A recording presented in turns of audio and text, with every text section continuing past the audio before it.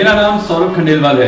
मैं एक diamond expert हूँ। मैं पिछले 20 साल से ज्वेलरी इंडस्ट्री से जुड़ा हुआ हूँ। मैं मैन्युफैक्चरिंग, होलसेलिंग, रिटेलिंग सभी सेक्टर्स में काम कर चुका हूँ। बहुत सारी बातों में लोगों को आज भी सही जवाब नहीं मिल पाता है। गोल्ड के भाव को लेकर, हॉलमार्किंग को लेकर, डायमंड्स को लेकर और भी कई सारी ऐसी बातें हैं जिनमें लोगों को अक्सर कंफ्यूजन रहती है या अक्सर लोगों को पूरी नॉलेज नहीं मिल पाती। उन्हीं सब तथ्यों को आपके सामने लाने के लिए मैं ये वीडियो की सीरीज बना रहा हूँ। हर एक वीडियो में हम एक तथ्य के ऊपर बात करेंगे और उस तथ्य के ऊपर मैं आपको कंप्लीट पूरी नॉलेज अपनी शेयर करूंगा।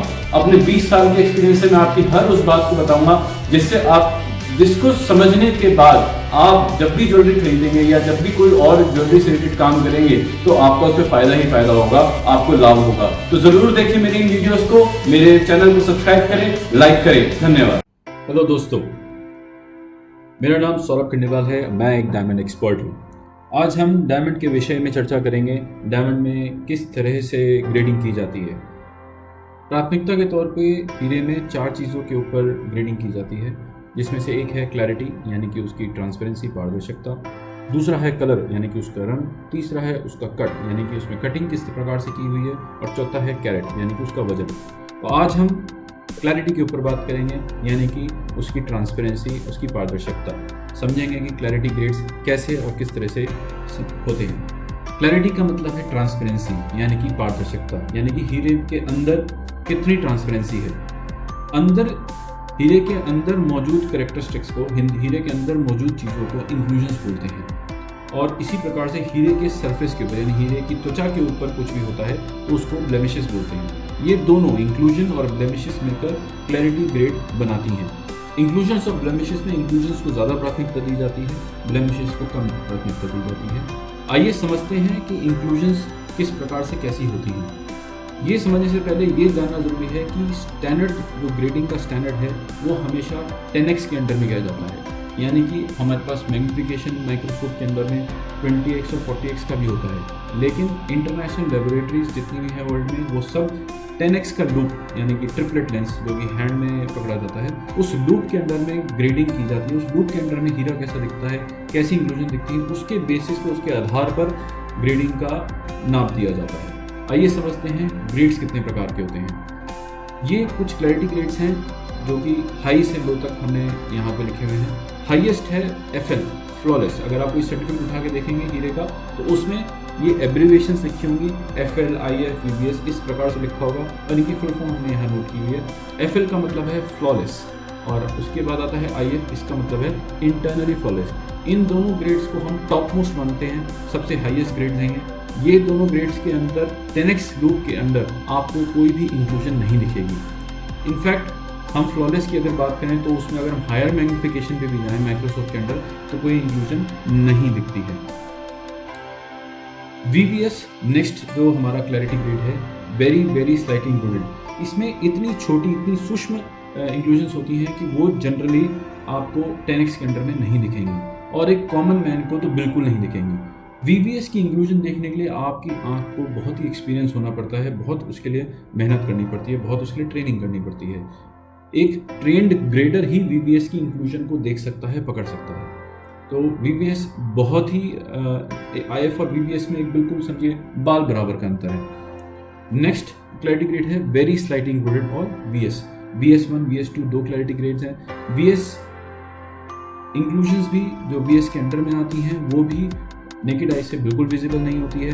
एक नॉर्मल इंसान के लिए 10x के अंडर भी देखना बहुत मुश्किल होता है, बट समटाइम्स नज़र आ जाती है। और ग्रेडर के लिए थोड़ा सा आसान हो जाता है VVS के मुकाबले VS की इंक्लूजन्स को पकड़ना, बट कॉमन मैन के लिए बहुत मुश्किल होता है। नेक्स्ट है स्लाइटली इंक्लूडेड। ये ग्रेड सबसे वाइड ग्रेड है। इसमें SI1, SI2 ग्रेड यहाँ मेंशन किए हुए हैं, लेकिन समटाइम्स SI3, कुछ समय SI3 ग्रेड भी कुछ लेबोरेटरीज दे देती हैं, डिपेंडिंग ऑन उसके कि वो ना तो SI2 क्राइटेरिया में आ रहा है और ना ही उसके नीचे I1 क्राइटेरिया में आता है। तो उस वजह से कई बार SI3 ग्रेड भी दिया जाता है।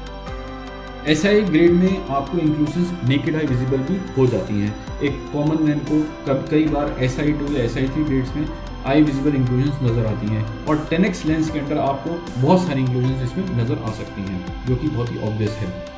किसी भी ग्रेडर के लिए SI1, SI2 की इंक्लूजन देखना एक बहुत ऑब्वियस सी बात है। नेक्स्ट आता है इंक्लूडेड, यानी कि I1, I2, I3। ये सबसे लोएस्ट ग्रेड है, लोएस्ट कैटेगरी ग्रेड आता है। इसके अंदर इंक्लूजन्स बहुत ही ऑब्वियस होती हैं, आपको नेकेड आई से बहुत ही ऑब्वियस नज़र आएंगी। ऑब्वियसली ऐसा नहीं है कि अगर एक हीरे में 20 इंक्लूजन है तो 20 की 20 आपको ऑब्वियस नज़र आएंगी, लेकिन हाँ मोस्ट ऑफ देम आपको ऑब्वियस नज़र आएंगी क्योंकि उनका रिलीफ, उनकी अपीयरेंस बहुत ही स्ट्रांग होती है, उस वजह से वो नेकेड आई से विजिबल हो जाती हैं। एक कॉमन ग्रेड, एक कॉमन मैन के लिए इस ऐसी इंक्लूजन्स को पकड़ना बहुत आसान होता है और ग्रेड रखने को बिल्कुल आसान काम है। तो इस तरह से हाईएस्ट से लोएस्ट तक ये हमने प्रायोरिटी ग्रेड्स देखे। अब हम इनकी विजुअल रिप्रेजेंटेशन देखेंगे कि पिक्चर में कैसे नज़र आते हैं। ये है IF ग्रेड, आप देखेंगे इस पिक्चर में, ये बेसिकली हीरे का चार्ट है। अगर आप कोई सर्टिफिकेशन उठाएंगे तो हीरे का चार्ट इस तरह से बना होता है, उसके ऊपर उसमें जितनी इंक्लूजन्स होंगी वो अंकित की जाती हैं। हर एक सर्टिफिकेट में इस तरह का चार्ट हमेशा आपको मिलेगा। IF में आप देखेंगे कोई इंक्लूजन नहीं है। इसी तरह से आप BVS में देखेंगे तो यहाँ साइड पे हल्के से बहुत ही छोटे माइन्यूट से इंक्लूजन्स हैं।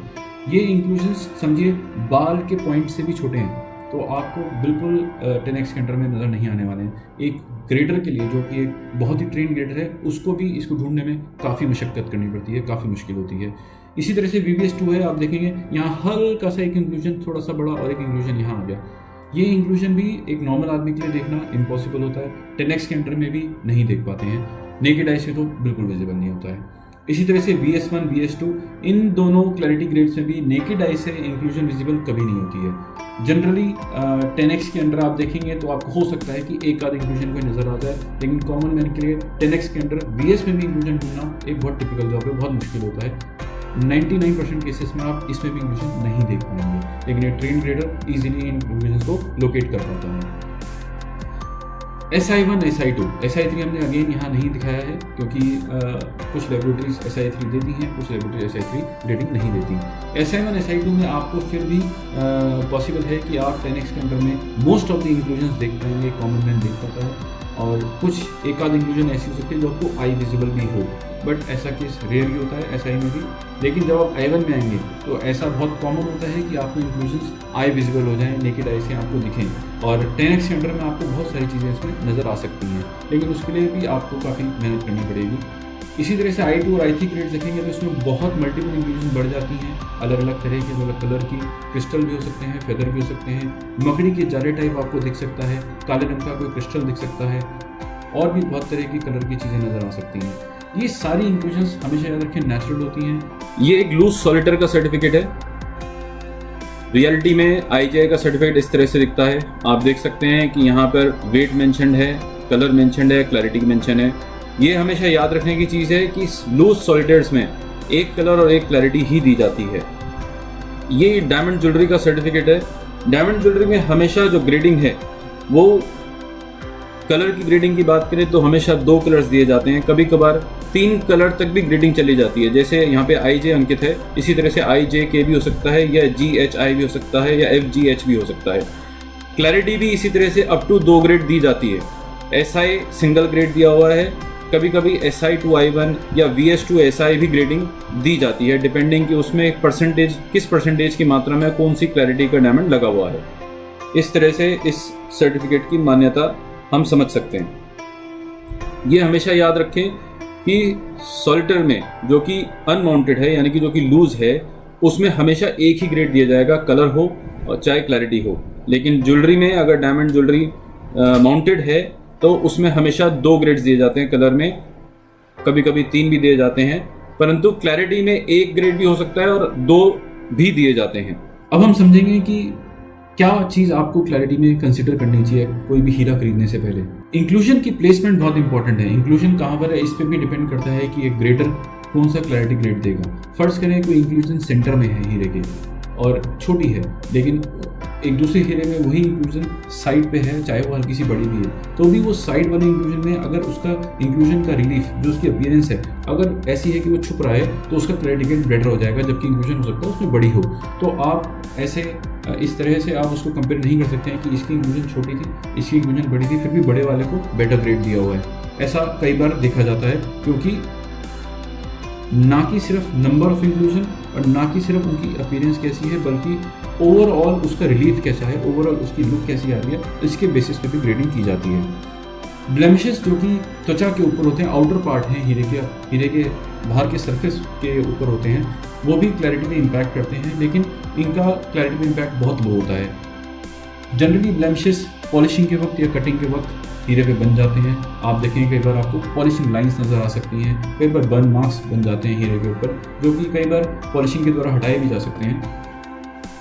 जनरली इनकी क्लैरिटी ग्रेडिंग में जो इनका इम्पैक्ट है वो बहुत लो होता है, तो इसलिए हम और इस पर ज़्यादा डिस्कस नहीं करेंगे। याद रखें इंक्लूजन्स सारी नेचुरल होती हैं, ये नेचुरली ही डायमंड में बनती हैं। जब डायमंड हीरे का क्रिस्टल बन रहा होता है तो उसके आसपास की क्या चीज़ें हैं, हवा के क्रिस्टल्स हैं, नमी है, या कोई चीज़ उसके अंदर ट्रैप हो जाती है क्रिस्टल के अंदर बनते हुए, तो वो इंक्लूजन बन जाती है। ये सब एक नेचुरल प्रोसेस है। वर्ल्ड वाइड जितनी भी लेबोरेटरीज हैं सब लोग ग्रेडिंग के लिए 10x मैग्नीफिकेशन यानी कि 10 के पावर का लूप लेंस ही यूज़ करते हैं। इसके लिए और 20x या 40x या हायर पावर के लेंस या माइक्रोस्कोप नहीं यूज़ किए जाते। डायमंड के साइज से भी ग्रेडिंग क्लैरिटी पे फ़र्क आता है। फर्ज करें कि कोई 1 कैरेट का हीरा है और उसके सामने 3 कैरेट का हीरा है, सेम इंक्लूजन 1 कैरेट में आपको नहीं दिख सकती, लेकिन कई बार वही सेम इंक्लूजन उसी साइज़ की आपको 3 कैरेट के हीरे पे नज़र आ जाती है। रीज़न बीइंग कि 3 कैरेट का हीरा बड़ा हो गया और बड़े हीरे में एक छोटी इंक्लूजन को लोकेट करना थोड़ा आसान हो जाता है अगर वो सेंटर में है तो, और इसी तरह से छोटे हीरे में उसी सेम इंक्लूजन को लोकेट करना थोड़ा मुश्किल हो जाता है, तो उसके बेसिस पे भी कई बार क्लैरिटी में ऊपर नीचे हो जाता है।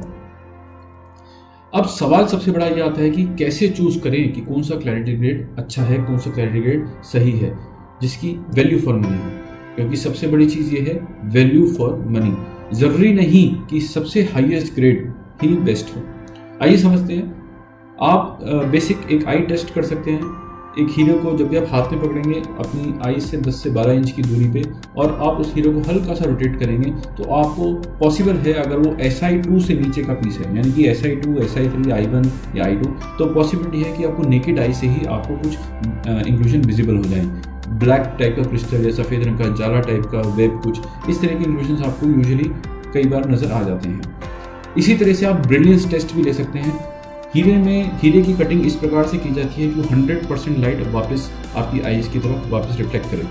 जब भी आप हीरे को इसी तरह से पकड़ेंगे और रोटेट करेंगे तो आपको उसमें लाइट के कलर्स का प्ले नज़र आएगा।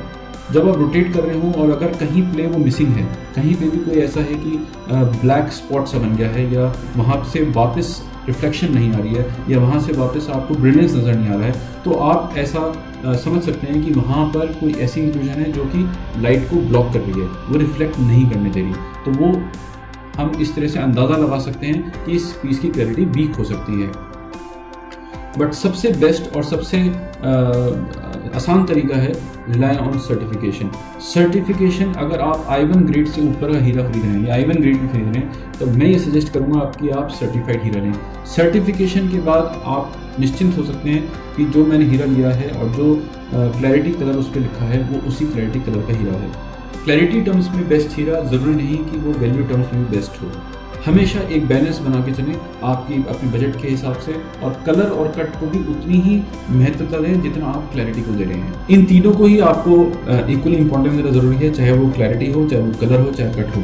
आपको एक बैलेंस बनाना है, एक प्रोपोर्शनेट हिसाब से कि मैं मीडियम क्लैरिटी लूँ, मीडियम कलर लूँ और मीडियम कट ले लूँ। आप मीडियम कलर ले सकते हैं, बेस्ट क्लैरिटी ले सकते हैं, ये मीडियम क्लैरिटी ले सकते हैं, बेस्ट कलर ले सकते हैं। इस तरह से आप अपने बजट के हिसाब से हीरा खरीदें, क्योंकि IFFL ये पक्की बात है कि आप खरीदने जाएंगे तो बहुत महंगा आता है। दोस्तों, ये 2 लेबोरेटरीज हैं, वर्ल्ड वाइड लीडर्स हैं ये डायमंड ग्रेडिंग और डायमंड सर्टिफिकेशन में। IGI इंटरनेशनल जेमोलॉजिकल इंस्टीट्यूट और GIA gemological institute of America. 2 laboratories और हैं जो कि HRD एंटवर्प है और AIG है। ये दोनों लेबोरेटरीज भी वर्ल्ड वाइड मानी और जानी जाती हैं। तो दोस्तों, हमने आज क्लैरिटी के बारे में जाना और समझा। कलर और कट के ऊपर भी मेरे वीडियो ज़रूर देखें, आपको काफ़ी अच्छी नॉलेज मिलेगी। अगली बार जब भी आप हीरा खरीदें तो हीरा खरीदने से पहले आप इस वीडियो को देख के जाएंगे तो आपको डेफिनेटली काफ़ी चीज़ें समझ में आएंगी और काफ़ी चीज़ों पे क्लैरिटी रहेगी। अगर आपको किसी भी और टॉपिक पे और जानकारी चाहिए तो कमेंट बॉक्स में कमेंट ज़रूर करें, मैं आपको रिप्लाई करूँगा। आप मुझे ईमेल भी भेज सकते हैं। आप हमें फेसबुक, इंस्टा और यूट्यूब पे भी फॉलो कर सकते हैं। मेरे चैनल को लाइक करें, सब्सक्राइब करें और इस वीडियो को शेयर करें। आपके कीमती समय के लिए बहुत बहुत धन्यवाद। मेरा नाम सौरभ खंडेलवाल है, मैं एक डायमंड एक्सपर्ट हूँ। Thank you so much. आपका दिन शुभ रहे।